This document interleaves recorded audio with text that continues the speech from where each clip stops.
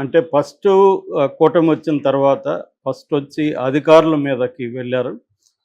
అధికారుల్ని వేధించాలి అంటే గతంలో వైసీపీ తరపున గట్టిగా ఉండి తెలుగుదేశం శ్రేణుల్ని వేధించిన అధికారుల్ని ఫస్ట్ టార్గెట్ చేశారు. హ్మ్. దాని తర్వాత సోషల్ మీడియాని వైసీపీ సోషల్ మీడియాని టార్గెట్ చేశారు. దాని తర్వాత కొంతమంది వైసీపీ నాయకుల్ని టార్గెట్ చేయడం మొదలుపెట్టారు. అందులో ఫస్టు వలమనేని వంశీ, దాని తర్వాత పోసాని కృష్ణమురళి, నెక్స్ట్ రోజా, తర్వాత కొడాలి నాని వీళ్ళిద్దరూ లిస్ట్‌లో ఉన్నట్టుగా తెలుస్తుంది. హ్మ్. సో, వీళ్ళొక ప్లాన్డ్‌గా వన్ బై వన్ ఎళ్తున్నారు. రెండోది టైమింగ్ గూడా ఇంపార్టెంట్‌గా ఫీల్ అవుతున్నారు. ఇప్పుడు మనం చూస్తే పోసాని కృష్ణమురళిని అరెస్ట్ చేసిన టైమింగ్ చూస్తే జీవీ రెడ్డి ఇష్యూ వచ్చినప్పుడు దాన్ని డైవర్ట్ చేయడానికి పోసానిని రంగంలోకి తీసుకొచ్చారు. అలాగా ఇప్పుడు కొడాలి నానిని కూడా అరెస్ట్ చేయడానికి రంగం సిద్ధం చేసుకున్నారు. నిజానికి కొడాలి నాని మీద గతంలో చాలా కేసులున్నాయి. అయితే ప్రధానంగా ఆయన ఆయన మీద కేసులు పెట్టాలంటే చాలా పెట్టొచ్చు నిజానికి. ఎందుకంటే ఆయన ఎప్పుడు నోరు తెరిసినా ఒక కేసు పెట్టొచ్చు. ఎందుకంటే అంత బూతులు తిడుతుంటాడు కాబట్టి.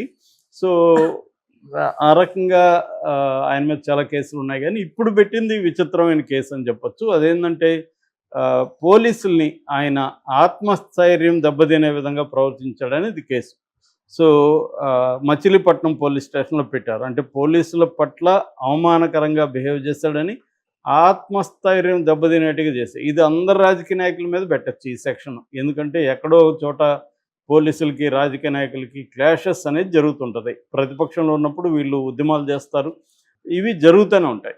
ఇలాంటి కేసు పెట్టాలంటే అందరు రాజకీయ నాయకుల మీద పెట్టొచ్చు. ఇప్పుడు అదే పెట్టారు. నిజానికి కొడాలి నాని మీద పెట్టాల్సిన కేసుల్ని ముందుకు తీసుకెళ్లకుండా ఇదెందుకు తీసుకొచ్చారనేది అర్థం కాదు. మొత్తానికి ఇది తీసుకొచ్చారు. దీని మీద ఇప్పుడు కొడాలి నాని నిన్న హైకోర్టులో పిటిషన్ వేశాడు. అదేంటంటే ఈ కేసుని కొట్టేయమని చెప్పండి. ఎందుకంటే అసలు దాంట్లో నాకు సంబంధమే లేదు. రెండోది అది 7 ఏళ్ళు జైలు శిక్ష పడే సెక్షన్లే కాబట్టి వాళ్ళని నోటీసులు నాకు ఇవ్వమనండి, అరెస్ట్ చేయొద్దని చెప్పండి అనేది కోర్టుకెళ్ళాడు. కోర్టు దీని విషయం మీద విచారణ జరిపి తేల్చాల్సింది. కానీ మనం కానీ ఈ కూటమి మోడస్ ఆపరెండే గాని చూస్తా వస్తే, అంటే వాళ్ళు ఏ పద్ధతిలో వైసీపీ వాళ్ళ మీద కేసులు పెడుతున్నారు, అరెస్టులు చేస్తున్నారు చూస్తే హైకోర్టే చాలా సార్లు అనింది కంప్లైంట్ ఒకటి ఉంటే సెక్షన్‌లో ఒకటి పెడుతున్నారు.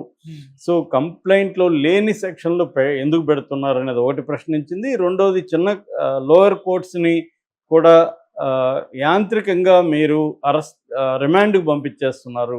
ఆ సెక్షన్‌లలో 7 ఏళ్ల కంటే పైన జైలు శిక్ష ఉన్న సెక్షన్‌లు అయితేనే మీరు రిమాండ్‌కి పెట్టాలి. రెండోది ఆ కంప్లైంట్‌లో ఉన్న సెక్షన్‌లు పెట్టారా లేదా, సంబంధం లేని సెక్షన్‌లు పెట్టారా లేదా కూడా చూసుకోవాలి. ఇవేవి లేకుండా పోలీసులు ఇలా తెచ్చి కోర్టులో పెట్టగానే అలాగా వాళ్ళని జైలుకి పెట్టేస్తున్నారు. ఇది కరెక్ట్ కాదని jail is the exception, bail is the rule అని చాలాసార్లు చెప్పింది.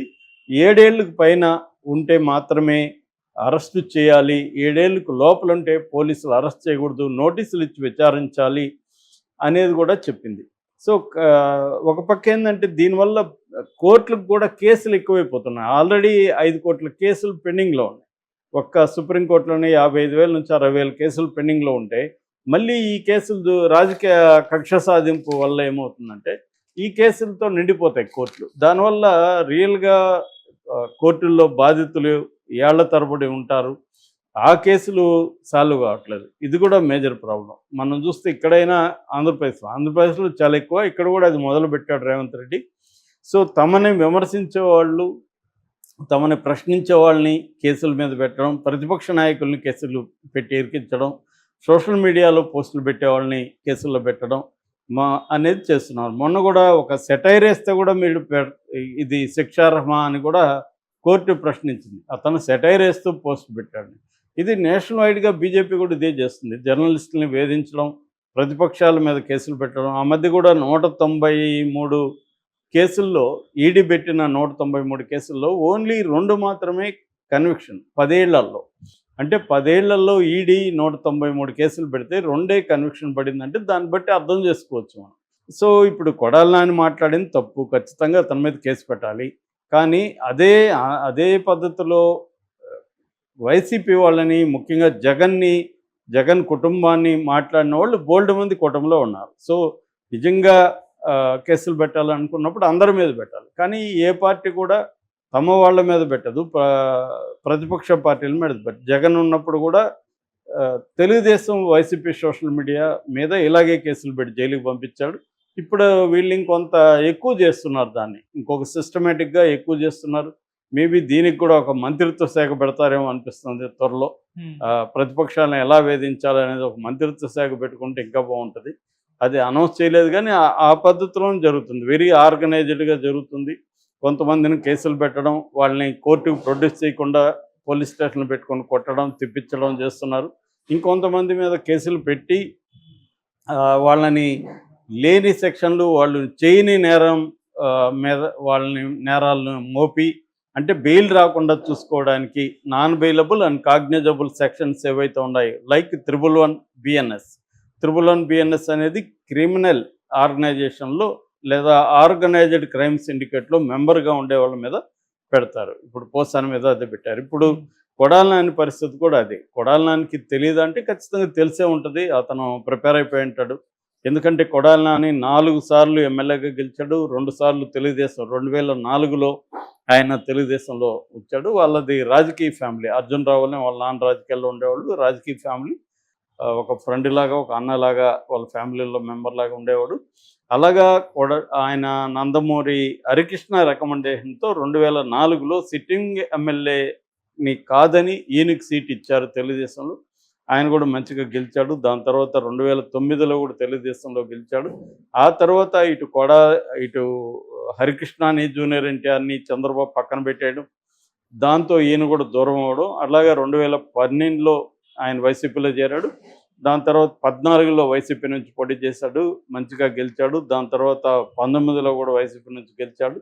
అయితే 2024లో ఆయన ఓడిపోయాడు. అయితే 4 సార్లు ఆయన వరుసగా గెలవడం అనేది చెప్పుకోవాల్సిన విషయం. బట్ ఈయన మీద ఇంకా రకరకాల అభియోగాలు వస్తున్నాయి. నిన్ననే ఈనాడులో మల్లాయపాలెం జగనన్న కాలనీలో మెరక పనుల కోసం డబ్బులు ఖర్చు పెడితే అందులో 200 కోట్లు ఈయన తినేశాడని ఈనాడులో వచ్చింది.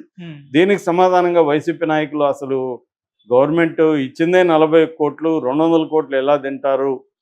మొత్తం 178 ఎకరాల్లో ఇల్లు కట్టించడానికి ఒక ఎకరాకి 52 లక్షల చొప్పున పే చేసాము. దాంట్లో ఎక్కడ అవినీతి జరగలేదని వాళ్ళు ఇస్తున్నారు. ఏదేమైనా మనకి మీడియా చూస్తే కొడాలి నాని మీద ఇంకా కేసులను ఎస్టాబ్లిష్ చేస్తున్నట్టుగా కనబడుతుంది.